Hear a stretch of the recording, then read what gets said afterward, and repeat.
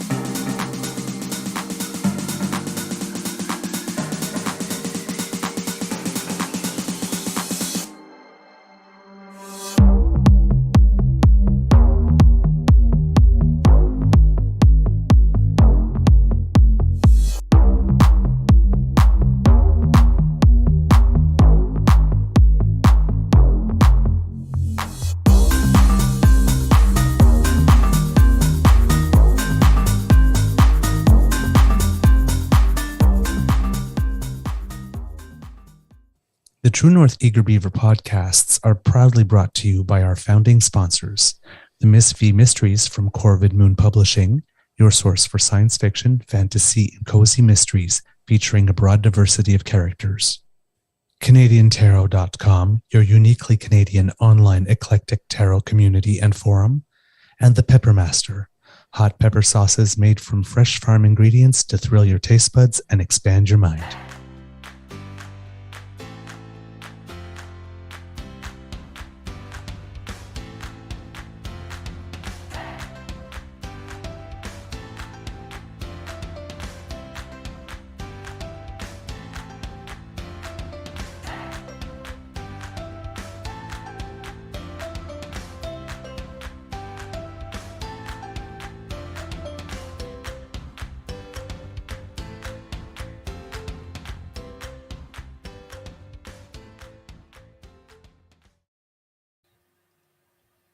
Well, good morning and hello, kids, and welcome to Season 3 and episode number 152 of the Daily Beaver Morning Show here on the Crier Media Network.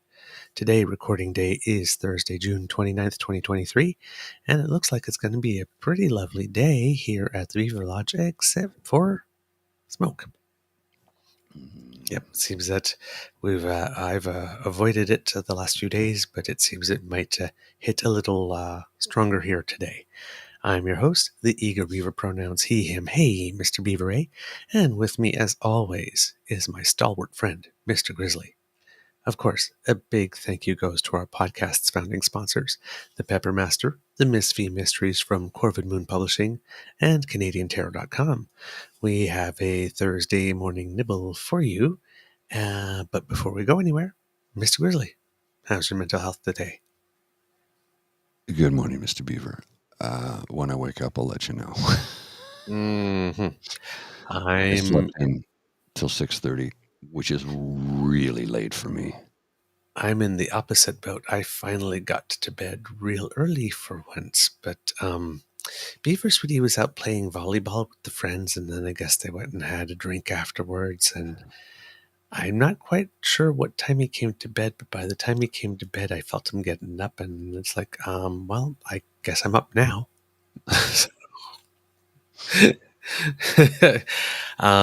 So yeah, I've been up since 4 something. You'd think I'd look a little more awake, but got this Louis Vuitton under my eyes. In the headlines, another day of smoke warnings, particularly for South Central Canada. The Assembly of First Nations National Chief Roseanne Archibald is removed. Oh, I didn't know that. Yeah, I didn't even know that there was a vote, but apparently, yes. So we'll talk about more of that, and we'll have a little couple of tidbits for you later on. But Mr. Grizzly, also, before, we normally do this at the end, but I want to do it at the beginning just in case we go long. We have lots of programming notes. We're going to be having some guests on soon. Evan Scrimshaw will be returning. Excellent. On the 7th, I believe, Friday, July 7th, to discuss by-elections in Alberta, elections, and a whole bunch of other chuckle fuckery. I think he would use. He might use Nice. Indeed. going on. I love him. He's a great uh, writer. yeah, he's a great writer. And around end of next week at some time, probably for a shorter period, we will have Scott McGregor, host of Hot Wallets, so we can talk a little bit of macroeconomics and maybe a little investing. Nice. Yeah, there you go, kids. Also, I had the ultimate pleasure to talk with, for the first time, that nerd dad. Oh yeah. Okay, Joe. Joe and I, we've been chatting on, internet and whatnot, and, texting and stuff like that, Mhm. and messaging and, saying how much we like each other and all that kind of stuff. But yeah, we finally got to talk for the first time, and that's out now. So take a look at that. We talk about gay stuff. Okay. Yes. And yesterday I was on Dean's show for a little bit, and there was a mystery guest. Jim Jerome. Yeah, I know. Yeah. Know Jim. We met Yeah. a few times. We're not close personal friends or anything like that. We met like 4 or 5 times and had some drinks at the Nokia Briar once. Yeah. Legendary. So that was very interesting, and well, of course, unexpected because it was a mystery guest. But we've been having this little sort of I keep on calling it, like, when you watch Jimmy Kimmel, and at the end of the show he keeps on Mhm. saying, "Oh, and sorry, Matt Damon." I'm sure we ran out of time. Yeah. So I'll be back tomorrow. Yeah, I'll be joining you actually. Yes, exactly. Yes, you Yeah. will be too. And of course, we have a few more details on our Canada Day special. It'll be short but sweet, Mr. Yes. Grizzly. Yes. We got. It'll be. I think it's 3 to 5, I think you told me. 3 to 5 or 5 to 7. I can't remember. I'll have to double check. You texted me 3 to 5. 3 to 5. Okay. Yeah. I couldn't remember. So yes, he calls it, Mr. Grizzly calls it the Mafia booth. I call it the Orient Express train car. But yes, we only have the space for 2 hours because clearly it's a busy day. Yeah, Canada Day is busy there. Yeah. And as the day gets late, like it won't be super busy when we arrive, but by the Mhm. time we leave, it'll start to really pick up. Yeah.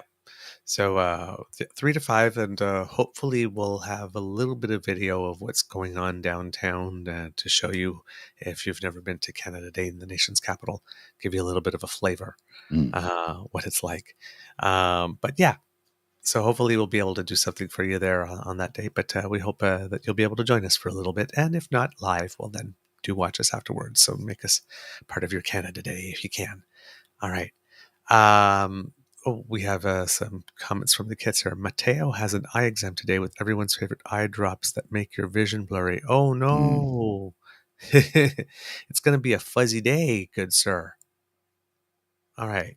We're Well, wishing you well. Don't worry, it goes away though. Okay. Is Mr. Grizzly growing the stash back? no. Asks the Daily Beaver. No, I didn't have time to shave my face. I shaved my head, and that's very time consuming. So I didn't have time to do my face this morning. I just my neck. That was it. So, no, Mhm. no, not growing it back anytime soon. Okay. We have Kitlina going, we promised to love Dean if he has more Douglas. Aw. Oh, That's you're funny. so good to me. All right.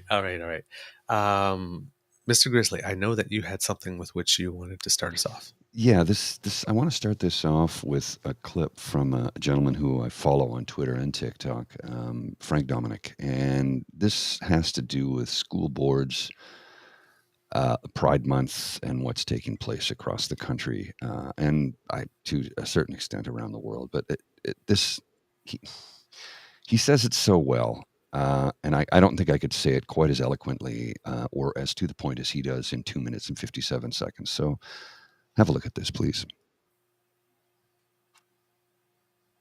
About LGBTQ plus people in schools, my question for you is, why haven't you pulled your kids out of school?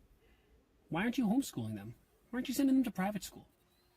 We have a public education system for a reason, and that public education system is supposed to instill the values that are in our laws, such as gay people being allowed to get married, because we have LGBTQ rights in this country, same rights that everybody has, just like how we have rights to individual religions and freedoms. I'm a Catholic. I know what it's like to be part of a religion that is negative towards the LGBTQ plus community. Part of my religion also says that I can't eat meat on Fridays. You don't see me trying to get meat banned from schools on Friday, right? Because it doesn't make sense. It doesn't make sense to enforce our religious beliefs on other people, because we have the freedom of religion and the freedom from religion, because our religions don't get to dictate how our society operates. We have a separation of church and state. Similarly, even if you're anti-LGBTQ for a non-religious reason, that doesn't give you a right to infringe your beliefs on other people. That doesn't give you a right to try to say that other people should not be allowed to exist in schools. Oh, but they're shoving it down our throats. What are you doing right now? What are you doing right now?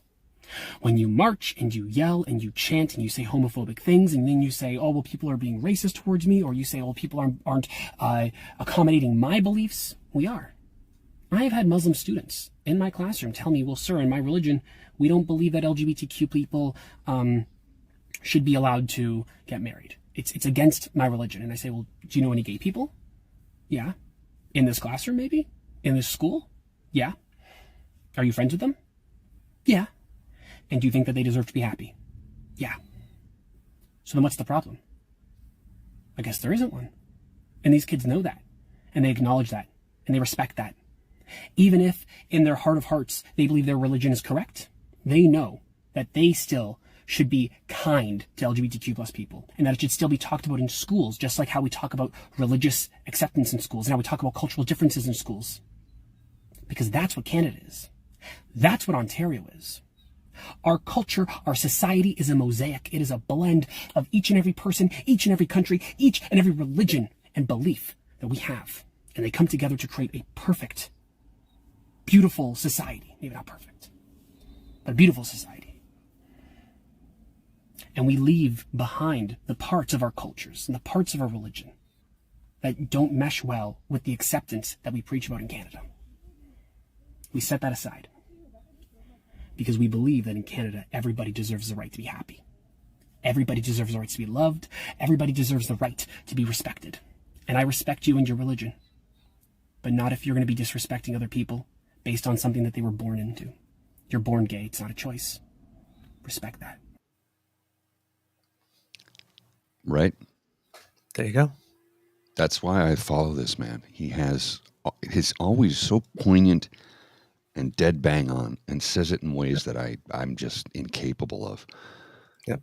He's a good guy, I see him. and he speaks the truth, and that's what we need more of, you know. Yep, I'm right with you, and you know that's the thing. You know, when he says, "What are you doing right now?" Mm-hmm. It's like, are you shoving it? People are expressing allyship. Mm-hmm. We get one day a year, Pride Day, which is like our Christmas or mm-hmm. our big event. Right. We get one where we celebrate our way. And Pride includes everyone. That's the thing. That's the thing that people have lost sight of. Now, to counter what Frank just said, I have another video. I'm springing this one on you. You didn't know I was going to do this. You have to see this and remember that these people do two things. They vote and they reproduce. Hold your breath. Happy right now because I haven't seen near as many rainbow flags and rubbish as we seen last year. They're making the kids wear these flags and these hats. Yes. Right? And it's like, don't make the kids wear these flags and these hats and make it their entire personality. No. Absolutely. They make it their whole identity. They've got the shirts, they've got the flags, they got the hats, they got the shirts. It's like it's their whole personality. You got these people with these flags, they're waving it in our faces. Right. I don't care if you're gay. Like, just don't wave this flag in my face. These flags everywhere that they wave around in everyone's face. It's become their entire personality. Yeah, absolutely. You have these people with their flags and their hats that they wave around in everyone's faces, and it's become their entire personality. I live in a place where everybody is gay. I hope I could say that. You can't say gay, it's Florida. Oh. No, that's only at Disney. You should have seen how it looked me trying to just get on a flight to get down here with a MAGA hat on. They treated me like I was Osama bin Laden. It's become harder to be open about your identity nowadays. Right? Yeah, people just need to speak up. They need to say what they believe. I'm a straight male as well. You're a straight white male. And I'm proud of that. You should see my truck. I can't see out my back window because I got so many bumper stickers. Just on a Saturday or Sunday, I got nothing to do. I put my flags out and I ride through town to remind everybody. I can't wear a MAGA hat in some places because, some people don't like that identity. Can you imagine like going someplace and being attacked just for your identity? That's crazy. Irony is dead. The zero self-awareness. Zero self-awareness. Like, it's the zero, and it's a variation on the, like, well, when are we going to have a straight Pride Day, or or when are we gonna, and it's like that one kills me. That would be every day of the week, every day of the year. Yeah. Just exasperation and exhaustion from the absolute ridiculous amount of stupidity that I see. Again, like I said, remember, those folks do two things. They vote and reproduce. I know. And I'm just sitting there, it's like, but there's like, what about my Pride? It's like, welcome to the 176th straight white Pride Day of the year. I don't want you shoving it in my faces. It's like, oh, okay, just like when every time somebody says, look at my engagement ring, isn't shoving heterosexuality in my face, or every time I see a baby bump, or every time I go watch a movie and I see heterosexuals kiss, or I turn on TV and see heterosexuals kiss, or I walk in the park and I see heterosexuals kiss, or I go to the restaurant and I see heterosexuals kiss, or I go to the public swimming pool and I see heterosexuals kiss, or And you try and tell them that in my world, that's offensive to me. No, that's not offensive. Well, it's not offensive. No, you know what I have no problem with people kissing. No, but you see what I'm more getting kissing, at. the better. Make love, not war. The whole point I'm trying to make is, it's like, from my perspective, that could be offensive. Yeah. And I get, we get a month where we're allowed to celebrate in one day a year. We get a parade, and the parade is one day a year. Now, it happens at different places in around the country, but it's literally, if you live in that community, it's one day a year for the parade. And that, I just, exasperation and exhaustion. They vote and they reproduce, and I'm like, Jesus Christ. We need better education systems, because Frank's doing it, though. Frank's a teacher. Our friend Unlearned 16, she's a teacher. Yeah. And they're both making a difference. And you got to remember that Unlearned 16 has told us how her students have taught her just as much, which is why it's unlearn. Unlearn the behaviors that we've been taught. Unlearn the things that we have created habits out of, because the children will teach us so much if we just open up and listen and are willing to learn. I learn from young people every single day at work. And I'm thankful for it, because I'm open to it to begin with. And I've learned so much because I want to. That if the day comes where I said, that's it, I know everything, just that'll be my funeral, because there's no other reason to stick around anymore, right? Right. No, I completely agree. We know Gen Z's going to be all right, even though we're putting them through hell, too. I mean, we're not leaving them something really nice. Let's put it that way. But, you were talking about unlearn, and this young man here, and it made me think of this that I saw yesterday. Yeah. Right here. There's a dad holding a sign. It says, teach our kids critical thinking so they don't elect sociopathic imbeciles. You want to see an alpha male? That's an alpha male. That's an alpha male right there. Boom. Alpha male protects the vulnerable. does it quietly. Well, that's one of the things I Does said. it make a big show? I'm here. I'm in the background, standing at the back of the room, waiting to be called upon. I'm here to help. Tell me what you need me to do. I'm not going to take the reins because it's not my fight, but I'm here to fight with you and fight for you. So I'll stand at the back of the room, patiently waiting for you to call upon me. And once in a blue moon, I will speak up, as anyone knows me knows I will. When I feel it's my turn to speak up, or I feel I need to speak up, or I need to speak out, or I need to put someone in their place. Occasionally that is required. I prefer to have somebody else do the leading while I stand by at the ready to pitch in as part of the team when required. That's kind of how it is, you know. I need more coffee. I'll be right back. All right.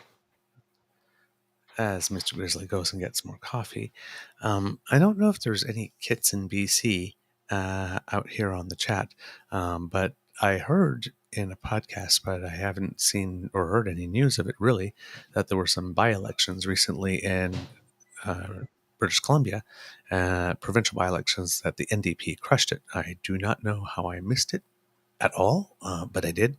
So if anybody knows anything about that, feel free to put something there in the chat so I can deliver a little more news. I know that the BC United Party, which was the BC Liberal Party, which were really conservatives, and they tried to rebrand, I guess, because they're trying to get away from the Liberal name, because provincially it seems that it's toxic in all but Newfoundland and Labrador these days. That didn't go well. The rebranding did not go well. It seems. In one electoral district, BC United vote dropped to 4th place, leaving the rather new Conservative Party that calls itself the Conservative Party in 2nd in that one. Yeah, kind of weird. It seems to be, though, that it was a solid win for the recent. I'm not sure how recent he is now, Premier David Eby, who replaced John Horgan, who had to leave his position because, well, you know, he was battling cancer, and even though he looked like he was going to recover again, I think just said, you know what, this is like more than one turn on the rodeo here. I think I'm going to take some time to enjoy the rest of my life. So yeah, but there you go. So there was some stuff in BC. I'm sorry that I completely missed it as it was happening. Kits completely flew under my radar. Okay, we will talk about the rose and some wildfire stuff first. The wildfire situation, there's more smoke being an issue. Toronto had the worst air quality in the world at one point yesterday. There's still about 480 fires, about 50 of them are burning out of control in Canada. Nearly 8 million hectares have burned or are burning, which is 6 times the normal. Alberta, Quebec are the hardest hit at the moment. In Alberta, British Columbia, Ontario, and Quebec, there are 1,600 international international firefighters on the ground. I had international foreign forest fighters. It was too much. That's a lot of syllables. Yeah. There's a second rotation of French firefighters that are arriving today, but there may not be a third because it seems that the European forest fire season is starting. The problem with this season here is how far and wide they are stretched across the country, because usually they hit one part of the country at one point and then another, and we can move people back and forth. Environment Canada still has air quality warnings for today, mostly for the south central part of the country, and there will likely be more well into the weekend. Asthma Canada says that calls to its helpline have nearly doubled over the past 2 days. In other news or related news, Ottawa and the Assembly of First Nations just updated a 5-year plan to bolster Indigenous fire protection. Former community chief in northern Saskatchewan, Peter Beebe, said that if Indigenous crews had better equipment, there'd be less need for international crews. He's quoted as saying, "We have so many firefighters in our communities that are trained firefighters, and that's right across Canada in the First Nation communities. You have the resource right on your doorstep." So hopefully that's preparing for the next ones, some laying the groundwork that's really good. But yeah, that's what we have at the moment for a forest fire update. In other news, the big news is that the Assembly of First Nations has voted to remove National Chief Roseanne Archibald at a special delegate meeting that was held virtually yesterday. A 60% vote was required in order for her removal to take place, and the vote was 71%. There were 231 votes cast. Megan Sinclair, who's a professor of the Department of Indigenous Studies at the University of Manitoba, points out that even though it's 71% of the vote, and that it's actually not a majority of the chiefs. He's quoted as saying, "There's well over 600 First Nation chiefs across the country that are part of the AFN. That means around 1/5 or so of the chiefs voted to remove her." So 71% vote is actually about a quarter of the chiefs. In total, had everyone, let's say if the vote was mandatory, for example, and everybody had to vote. This stems from allegations made against her that that she had harassed complainants and retaliated against people, that there was harassment and bullying. She says that there was hypocrisy and misogyny. The main thing, and there have been stories similar like this that have preceded her appointment. And she was really on a crusade to get a forensic audit of the Assembly of First Nations books. And wherever she goes, it seems that that's one of her things. And it seems to be met with some type of resistance. And then these types of complaints happen. And then, so I don't know enough about this world. Yeah, it's not my... to know if this is a way that things are done that way, or if there is an actual real issue. But these type of tensions have existed. It's not a new thing when it comes to this to Roseanne Archibald and to the overall situation.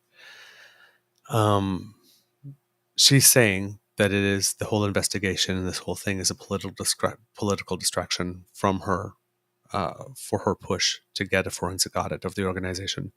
Robert Hull, who is a research fellow at the Yellowhead Institute, which is an Indigenous-led think tank, is quoted as saying, "Archibald speaks to a deeper problem within the organization of the AFN and really should raise questions on whether or not it's still a viable governing body or representative body." So that's what I've gained from CBC. Now, if I go to APTN National News, because why not, right? It says, "Chiefs and proxies gathered at an online meeting of the Assembly of First Nations have voted in favor of removing Roseanne Archibald as National Chief of the lobby organization that represents more than 600 First Nations across the country. According to multiple sources, 163 chiefs and proxies voted to oust the embattled leader." So 163 out of 600. But of the votes cast, that represented 71%. You could see where there might be the ground or fodder for some issues down the road if somebody wants to make something of this. This is the second attempt at removing Archibald since she came to power in 2021. Members of the FN executive also tried to oust her at a 2022 meeting, but failed when chiefs pushed back and voted to keep her in the job. She is the first woman to be elected to the position. The unprecedented online meeting was held in private and ahead of a full assembly meeting in Halifax starting July 13th. According to the draft resolution, the FN executive will select an interim national chief from amongst themselves, with an election happening at the December Chiefs Special Assembly. And more to come. That's what the FN has at the moment. AFN News, APT, sorry, not AFN, APTN News has at this moment. Lots of acronyms. I got something that just came across my feed here. I don't know if you were aware of this. There was a stabbing at the University of Waterloo yesterday. Yes. It was a gender studies course. Yes. The person apparently came into the room and asked what type of course this was first. And yeah, to make sure they were in the right place, right? Yep. This is the weaponization of people's minds by this continual amount of rage farming that politicians are playing a hand in. And this is what it leads to. Gender studies professor and 2 students. I'm just learning about this now. That is deeply disturbing. I think, yeah, exactly. Kit Jen, everyone is alive. Mm-hmm. Fortunately. But there's going to be, they're going to need psychological help from this. I mean, you don't recover from that easily. No doubt whatsoever. And because we live in a nation with more limited access to guns, it could have been much, much worse. Much, much worse. And I mean, it's not like we haven't seen it be much worse in Canada. Right? So, yeah, that's pretty definitely disturbing. Don't know how to segue from that. Sorry, I didn't. It just came across my feed and shocked me. Yeah, the thing with my first take on it when I heard it yesterday was that it's a matter of when, not if, with the discourse that's going around. Right. I don't know, man. So somebody's got to. We got to turn down the heat, but there's one side that just has absolutely no motivation or incentive to do so. No.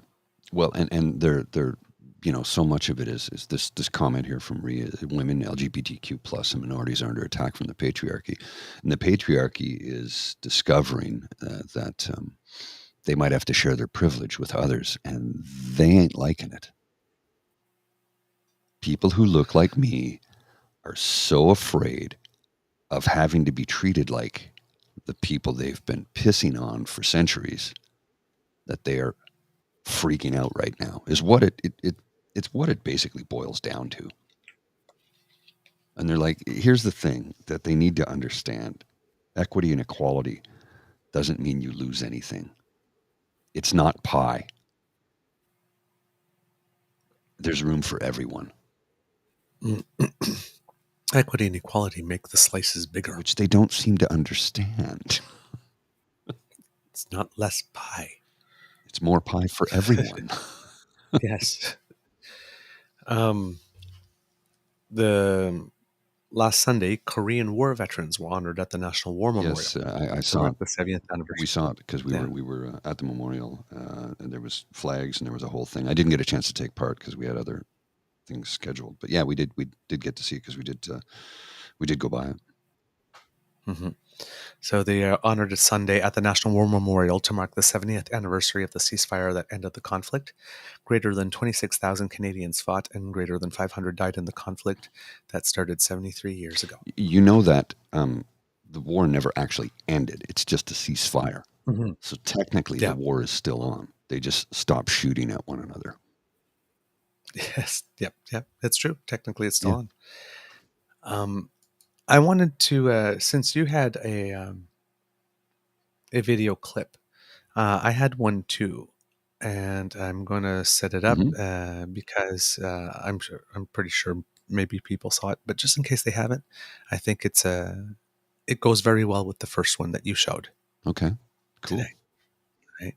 So I am going to hold on. I'm just going to put it on mute for a second, just in case it makes no noise. problem. I understand. It's all part of the production quality. You gotta do some stuff in the background to make it look great for everyone that is viewing and the people that are listening. We want it to be as smooth and clean and cool as we can possibly make it. Good to go, sir? All right, here we go. Yep. Whenever I'm about to do something, I think, would an idiot do that? And if they would, I do not do that thing. Dwight Schrute. The entire efficacy of this incredibly useful piece of information hinges upon your ability to pick the right idiot. I wish there was a foolproof way to spot idiots, but counterintuitively, some idiots are very smart. They can dazzle you with words and misdirection. They can get promoted above you at work. They can even be elected president.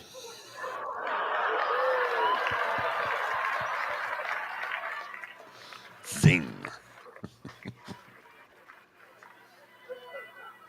If you want to be successful in this world, you have to develop your own idiot detection system. As part of the responsibilities of being your commencement speaker, I'm going to share mine. Sure, I'm naturally suspicious of people who never saw the original Star Wars movies, and even more cautious of people who loved the prequels and the sequels. But I admit this is not a reliable idiot indicator. No, the best way to spot an idiot: look for the person who is cruel. Let me explain. When we see someone who doesn't look like us, or sound like us, or act like us, or love like us, or live like us, the first thought that crosses almost everyone's brain is rooted in either fear or judgment, or both. That's evolution. We survived as a species by being suspicious of things that we aren't familiar with. In order to be kind, we have to shut down that animal instinct and force our brain to travel a different pathway. Empathy and compassion are evolved states of being. They require the mental capacity to step past our most primal urges. This may be a surprising assessment because somewhere along the way in the last few years, our society has come to believe that weaponized cruelty is part of some well thought out master plan. Cruelty is seen by some as an adroit cudgel to gain power. Empathy and kindness are considered weak. Many important people look at the vulnerable only as rungs on a ladder to the top. I'm here to tell you that when someone's path through this world is marked with acts of cruelty, they have failed the first test of an advanced society.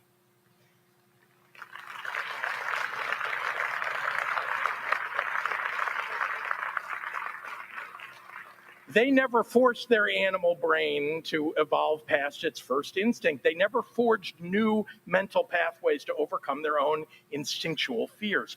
And so their thinking and problem solving will lack the imagination and creativity that the kindest people have in spades.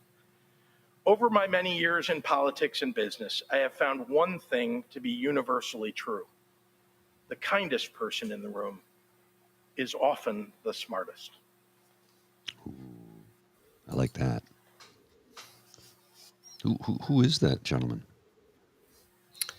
That gentleman is, hold on, I'll see if He looks familiar, but I'm not. Illinois Governor J.B. Pritzker. Okay.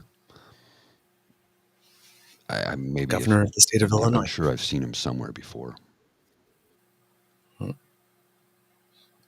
That's why I lead with kindness.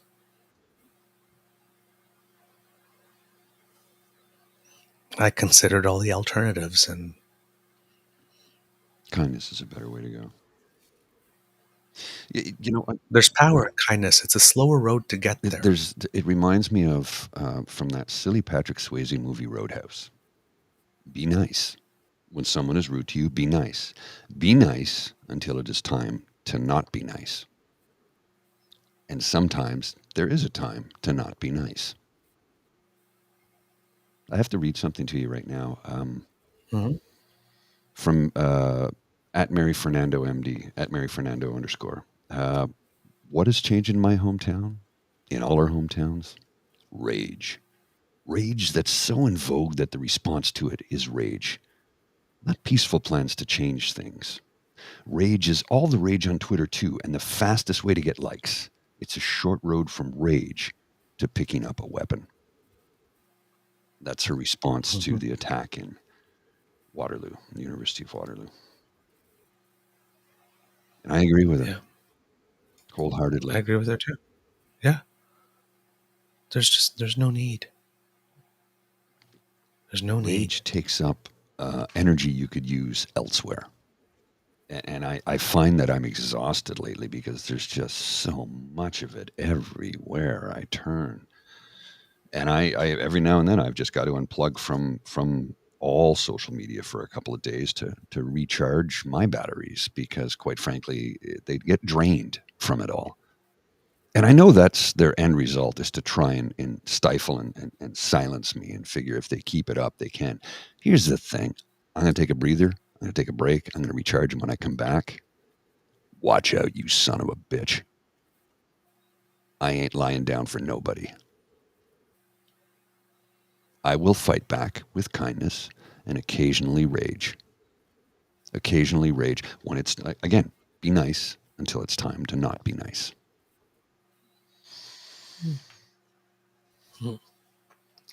How are we doing on time, sir? Got to roll. All right, that's what I figured. That's why I asked. Well, kids, we hope that you enjoyed this episode of the Daily Beaver Morning Show because we love making it for you. If you want to tell your friends, all your peeps, all your poops about us, well, we would like that because word of mouth is priceless and sharing is caring. Because democracy is something that you do. Again, we're probably going to be saying it all summer because of our forest fires. If you can donate to the Red Cross, a lot of people are going to need a lot of help. So whatever you can do. And the other thing, when I said that, everybody has something that they can do. Well, actually, both of the fifth column says it. I'm just basically stole it from them. But everybody has something they can do. Out in Nova Scotia, there are artists for people who have lost things. For example, they have a picture of their old house on their phone or old picture of one of their parents that they had something, but they took a picture of it. They also have it on their phone. Some artists are painting or recreating works based on the photographs and whatnot, so that they can have something in their new home. That's cool. Yeah. So again, right? Just they're doing it pro bono, they're doing it for free. It's just kindness wins. Just again, exactly, little things, right?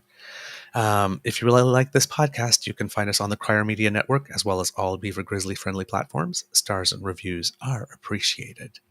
We love to hear from you. Reach us on our Facebook at True North Eager Beaver, our Twitter at True Eager, or by email at truenortheagerbeaver@gmail.com. And you can subscribe to us via our pod page, podpage.com/The True North Eager Beaver. Why not subscribe? Oh, and if you bring your phone to that squiggly thing at the bottom of the screen, then that'll bring you there too. And that way you get Beaver in your box whenever we're ready. Jesus. What? What did I say? What? You know exactly what you said. Who, me? Why not also subscribe to our True North Eager Beaver Media Incorporated YouTube channel? That helps us out big time. We can't do this without your kind and generous support, so if you feel we've done a particularly good show, if you're watching, you can scan the QR code on the top left. Oh, it's by my head today. There you go. And that will bring you to our now it's by Mr. Grizzly's head. We'll bring you to our emergency hydration fund where you can help us make new friends. Because we kind of got rid of our old friends. I mean, Caesar and Cafe and all of them showed up and then they kind of disappeared. They tend to not stick around very long. No. Unos, dos, tres, cuatro. Cinco, seis.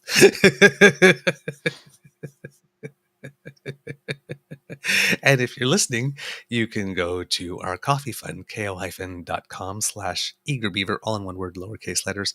That's where you can make your donation to make sure that we are kept hydrated in this heat. And from the Beaver Lodge, this is your Eager Beaver saying, until next time, dear kids, it could be a tough world out there, so please be kind to and gentle with yourself.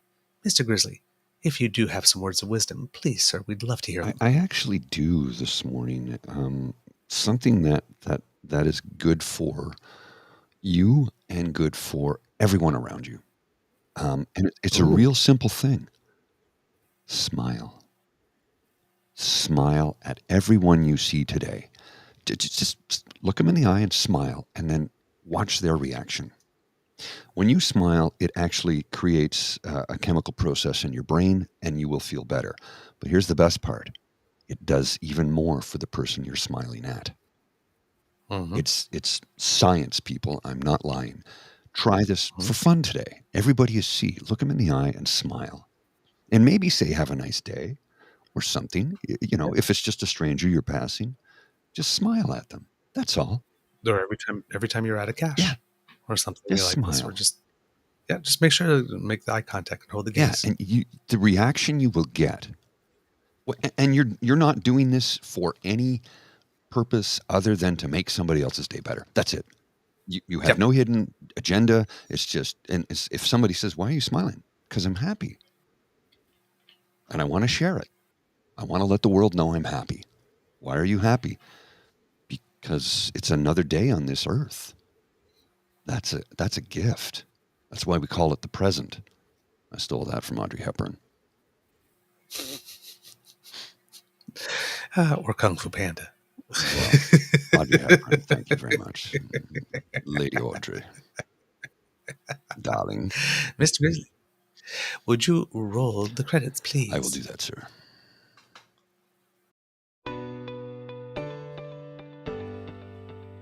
You are listening to a True North Eager Beaver Media Podcast.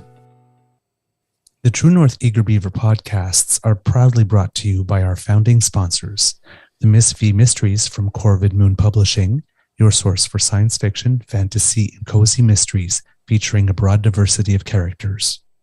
CanadianTarot.com, your uniquely Canadian online eclectic tarot community and forum. And the Peppermaster, hot pepper sauces made from fresh farm ingredients to thrill your taste buds and expand your mind.